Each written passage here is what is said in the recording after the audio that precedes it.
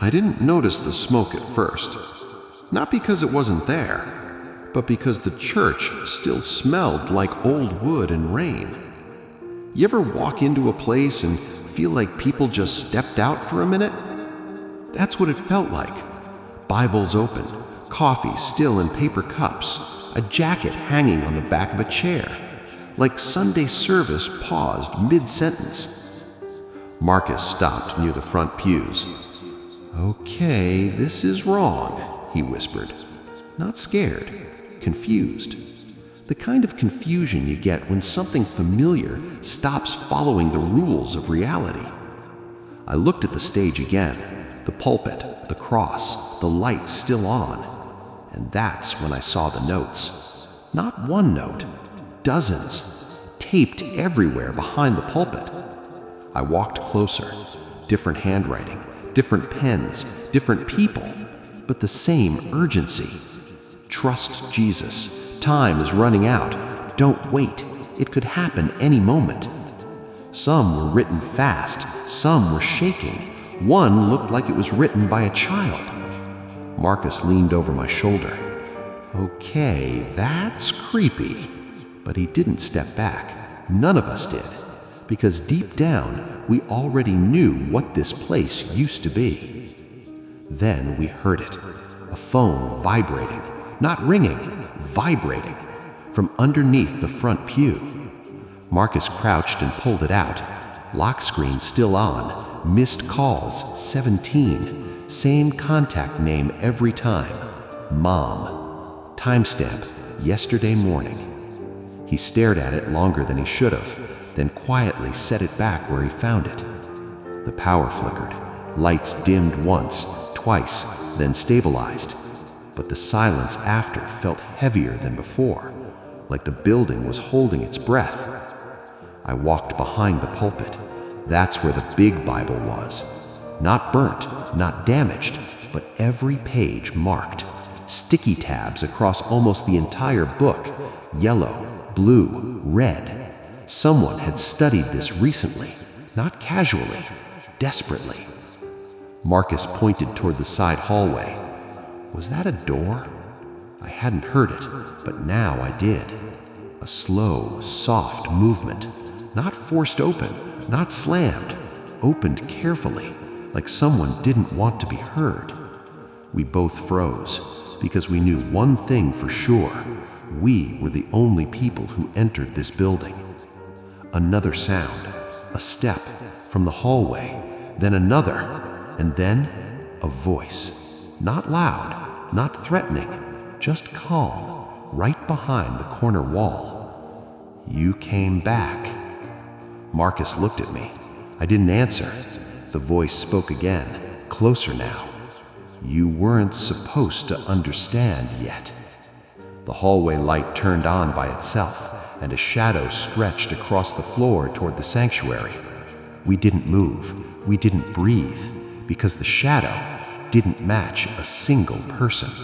Marcus didn't run. That's what scared me the most. Normally, Marcus reacts fast. Jokes, panic, movement, anything. But now he just stared at the hallway like his brain refused to process what his eyes were seeing. The shadow moved again. Not walking, shifting. Like it didn't belong to a body, but was trying to remember how bodies work. The voice came from behind the wall, soft, tired. "You stayed longer than the others." My throat went dry. "Others?" I finally managed to say.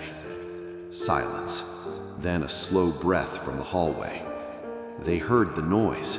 They saw the empty cars, but they never came inside. Marcus swallowed. "Who are you?" The lights flickered once, only above the hallway, and the shadows stretched farther into the sanctuary. "You already heard about us." My mind immediately went to the radio broadcast from yesterday, the emergency channel repeating the same message every hour. "Remain calm. Do not spread speculation. Missing persons cases are under investigation." But the man's voice didn't sound official. It sounded relieved, like someone who had been alone too long. A shoe appeared first, not stepping out, just visible past the corner. Old, dust-covered. Then a hand holding the wall, shaking slightly. Marcus whispered, "Okay, okay. Person, good. Person is good." But I wasn't convinced yet, because the shadow still didn't line up with the movement. The man stepped halfway into view, mid-50s maybe, church clothes, but wrinkled like he'd slept in them for days. His eyes locked on the pulpit first, not us, then the notes behind it, then the open Bible, and finally me. "You read them," he said. Not a question, a confirmation. I nodded slowly. He exhaled, almost like relief mixed with fear. "Then you know why they're gone." Marcus shook his head immediately. No, we definitely do not know that." The man studied our faces carefully, like he was checking whether we were lying or still blind. Then he asked something strange. "Did the sky change where you were?" I frowned. "What do you mean, change?" His fingers tightened on the wall. The color, the air, the silence after 9:18. Marcus and I looked at each other, because we never told him the time. And yesterday morning, 9:18 was exactly when the power went out across the entire block. I took a step forward. "You were here when it happened?" His eyes watered instantly. "No," he whispered. "I was late." The church suddenly creaked loud, like the building shifted its weight. Every hanging light swung slightly at the same time, not from wind, from vibration. We all felt it through the floor. A deep, distant rumble rolled beneath the ground. Not thunder, too low, too constant. The man looked toward the ceiling. "They're not finished yet." Marcus stiffened. "Who isn't finished?" The man didn't answer. Instead, he stared at the open Bible again, right at the marked pages, and slowly said, "You shouldn't still be here." The rumble grew louder, and somewhere outside, car alarms began going off one by one. The car alarms didn't stop. They multiplied. One, then three, then dozens, echoing through the empty streets outside the church like the city suddenly remembered it used to be alive. Marcus rushed to the front doors and pushed them open. Cold air poured in. Not night air, not morning air, just still air. No wind, no birds, no traffic, only alarms screaming into nothing. The man behind us whispered, "It's starting again." I turned back. "What is?" He didn't look at me. He looked at the open Bible. "They called it disappearance," he said quietly. "But that wasn't the event." Marcus frowned. "Then what was?" The man swallowed. "The silence after." The ground trembled, stronger this time. Dust shook loose from the ceiling beams. Somewhere in the city, glass shattered. And then we saw it. Above the rooftops, the sky wasn't moving. Clouds frozen in place like a photograph, but the light behind them was shifting. Not brighter, closer. Marcus stepped outside slowly. I followed. The entire street stood abandoned, doors open, cars left mid-turn, a bicycle on its side in the road.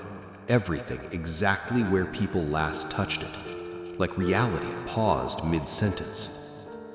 The man joined us at the doorway. His voice shook. Yesterday, the faithful were taken. He looked at us.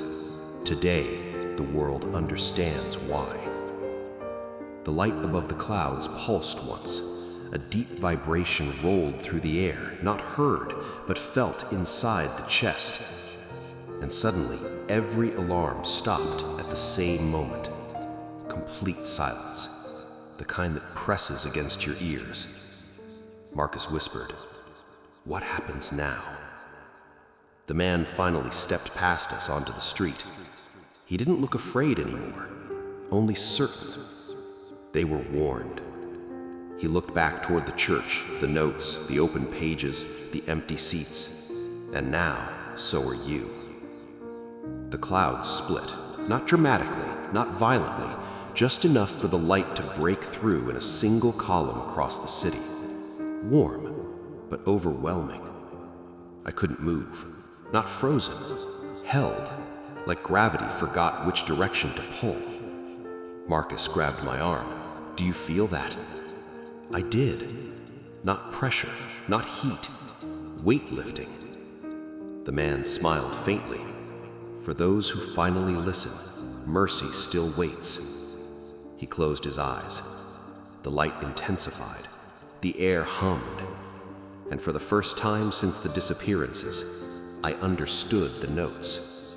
Not fear, not panic, invitation.